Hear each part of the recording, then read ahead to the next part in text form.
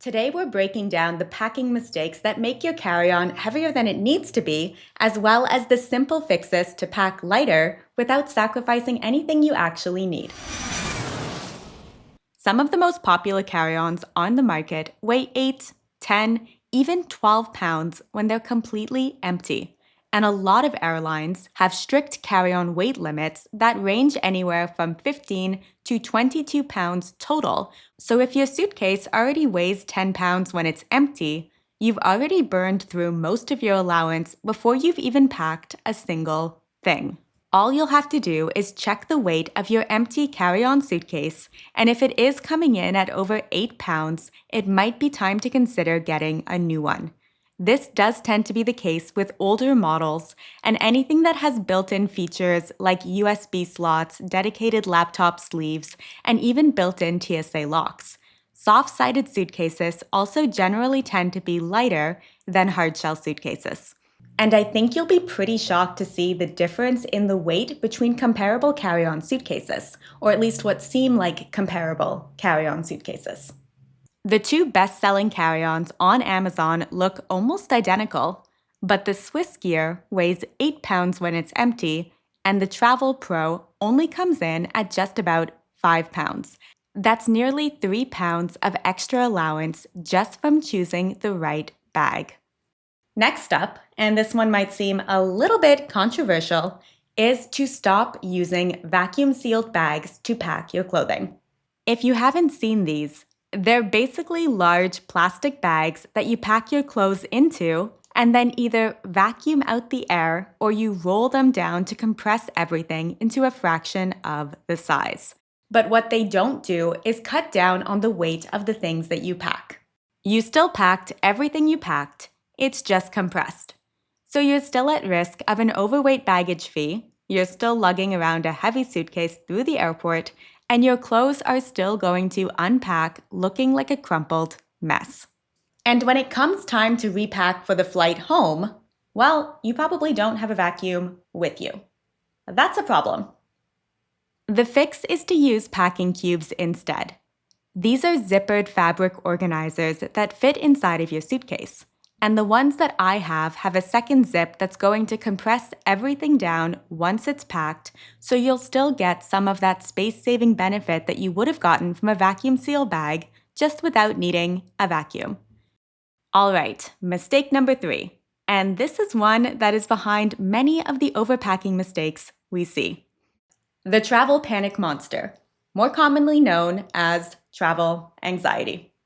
What if it rains? What if we end up at a nice restaurant? What if I spill something on myself on the flight? So because of all these random questions circling around your head, you end up packing for 6 versions of a trip that hasn't even happened yet, and for circumstances that will probably never happen. Let us know down in the video comments if you can relate to packing things that you probably don't actually need. For me, this also sneaks up if I see something on the itinerary, like a hike one day, where I'll end up going down this massive rabbit hole of all these reviews to find the absolute best hiking boots for the occasion, when, in reality, the shoes I'm wearing to the airport, my Brooks Ghost, are going to be fine for the airport, the hike, and also just general sightseeing.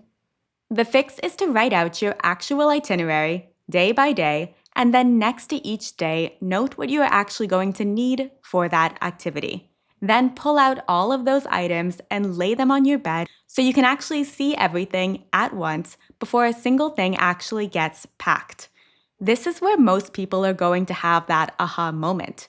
You start seeing duplicates, you start spotting things that you pulled out of habit that you maybe don't need, and you start asking the right question, which isn't what should I add, it's what can I cut?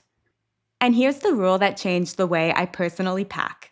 If you catch yourself saying, just in case, about something, then leave it at home. If you end up needing it at your destination, you can almost always buy it there.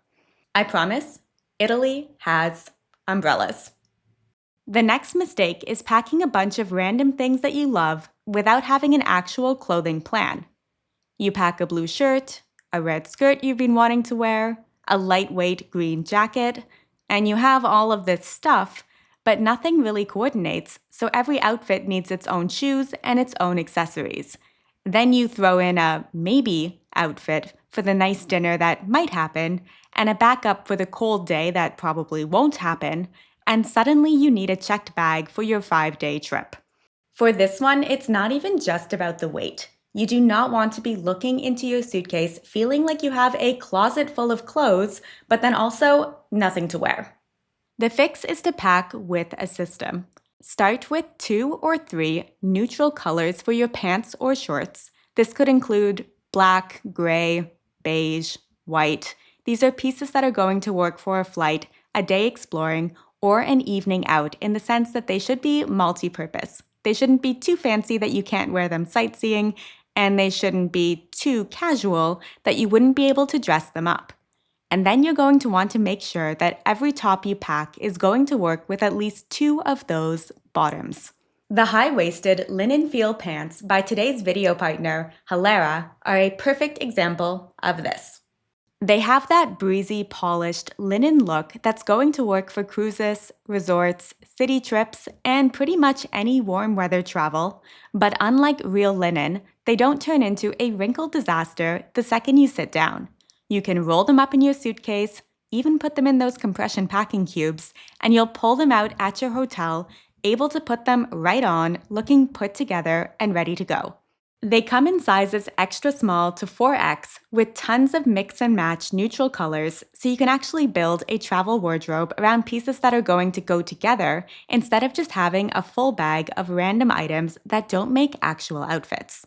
These have become a staple item that I'm taking with me on pretty much every trip. You can check out Hilera for yourself using the link down in the video description, and then don't forget to use the code TRAVEL at checkout for a discount. And on to the next mistake, and this is probably one that you already know you're guilty of. Most of us are. Shoes are the single heaviest, bulkiest thing in any suitcase, and they're also the easiest place to spiral into packing things that you don't need. So unless you're traveling for an Ironman or a serious hike that actually requires specialty footwear, one pair of comfortable, multi-purpose walking shoes is probably all that you need. And that one pair isn't even going in your suitcase. You are going to wear these to the airport. The rule of thumb is to wear your bulkiest shoe, or whatever that is, on your travel day so it ends up taking up 0 space in your bag. So I'll be wearing my heaviest pair of shoes, which in my case are just these Brooks Ghosts, to the airport. And then when it comes to the shoes that I'm packing, if I am going to a beach destination or somewhere in the summer, I'm going to pack a lightweight sandal. I almost always end up packing a pair of Tevas. They have, I believe this is called the Universal Teva, and they have them for men and women in all kinds of colors. They're waterproof, they're super lightweight, very comfortable. So I'll throw these into my suitcase. And then if I am going to be going to any sort of event or I want to dress up a little bit for dinners in the evening, I'll pack a comfortable pair of dress shoes. So the equivalent for a man would be, well, dress shoes, probably without the heel. If you are going to Europe, cobblestone streets are beautiful, but a pointed heel is going to absolutely destroy you. So definitely go for something that has more of a block heel. And then that's it. I'm packing these 2 pairs of shoes and I'm wearing the 3rd pair. That's it. 2 shoes in the bag, 1 pair on your feet, and you're covered for almost every scenario. I also have a free packing list in the video description that shows everything I actually travel with if you do want to see the full picture and have a list that you can reference. Mistake number 6 is thinking that you need a different outfit for each day of your trip, when a better plan is to actually be counting the days between laundry, not the days of the trip. When it comes to deciding what clothing and how much clothing to pack, it shouldn't be about how long your trip is. It should be about how many days you will be traveling before you can do laundry. Plan to do laundry at least once every 5 or so days. Most hotels offer laundry service, and most destinations also have laundromats if you'd rather do it yourself or you want a cheaper option. With one wash, a 10-day trip only needs a few outfits.